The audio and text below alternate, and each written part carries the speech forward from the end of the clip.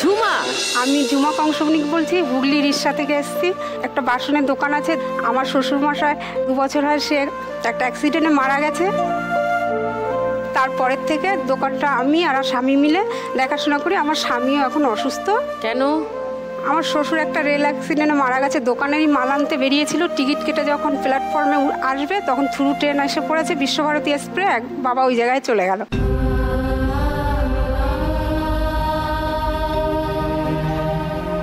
এবার ওই শটটা আমার স্বামী নিতে পারেনি, মানসিকভাবে অসুস্থ হয়ে গেছে।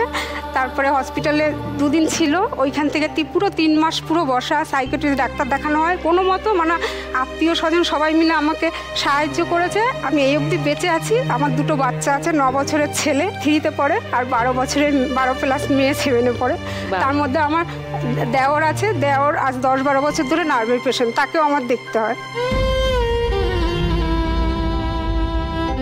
ঠিক আছে, 3 জনের সঙ্গে আমি আরেকটু ডিটেলে কথা বলবো, ডেফিনেটলি বলবো, আরেকটু জানতে চাই তোমাদের থেকে। তার আগে রোজ যে টিভির সামনে বসো, তোমরা ওয়েট করো না কখন খেলাটা শুরু হবে? আজকে বাকিরা ওয়েট করছেন কখন খেলাটা শুরু হবে। খেলা শুরু করি, খেলার ফাঁকে ফাঁকে কথা বলতে বলতে যাব। ওকে, প্রথম রাউন্ডের খেলাটা শুরু করে দিই। প্রথম রাউন্ডে আজকের খেলা টাকা ওড়ে দেখো ধরে। এই মেশিনেই টাকা ওড়ে, তোমরা টিভিতে রোজ দেখো। আজকে নিজের হাত দিয়ে সেই উড়ন্ত টাকা ধরতে হবে। কেমন লাগছে সোমা? ভালো লাগছে। উত্তেজনা হচ্ছে? হ্যাঁ। এই যে তুমি হাসছো, হেসে তোমাকে দেখতে ভালো লাগে, সবসময় হাসবে। তুমি যে প্রথম কথাটাই কিরম একটা মুখটা করে বললে, ওরম মুখটা করবে না। এত দুঃখ কিসের তোমার? দিদি 2003-এ আমার বিয়ে হয়। আমি 22 বছরের বিবাহিত জীবন, আমার সংসার করছি। প্রথম থেকে আমার স্বামীর আয়টা খুব কম ছিল, মা দেখে শুনেই বিয়ে দিয়েছে। প্রথম থেকে আমি ভাড়াই থাকি। 2004-এ মেয়ে হয়ে যায়। ভাড়া দিয়ে কি করে সংসার চালাবো বুঝতে পারছিলাম না। 99-এ আমি স্কুল ফাইনাল পাস করি। তো তখন কি করলাম, বাড়িতে টিউশনি করলাম। এদিকে মেয়েকেও পড়াশোনা করাচ্ছে। 8 পর্যন্ত মেয়েকে আমি পড়িয়েছি। এবার যখন 9-এ উঠলো তখন তো আমার টিউশন দিতে হবে, কেন মাধ্যমিক। তখন ওকে বাইরে টিউশন দিয়ে দিলাম।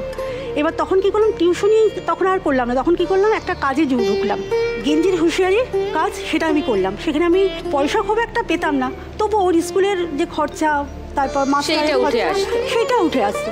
এইভাবে আমি মেয়ে যখন উচ্চ মাধ্যমিক দেয় সেই পর্যন্ত আমি ওই কাজটাই করতাম। কিন্তু এই গত 3 বছর উচ্চ মাধ্যমিক পাশ করার পরে, 3 বছর হয়েছে, আমি আর এখন কিছু করতে পারি না। কেন? আমি অসুস্থ, আমার অনেক রোগ হয়ে গেছে। ও যখন উচ্চ মাধ্যমিক দেয় সেই সময় আমার হাই সুগার, হাই প্রেশার 199 ওপরে ছিল। হঠাৎ একদিন মাথা ঘুরে পড়ে গিয়ে, এমনকি নার্ভের সমস্যা আর এই কোমর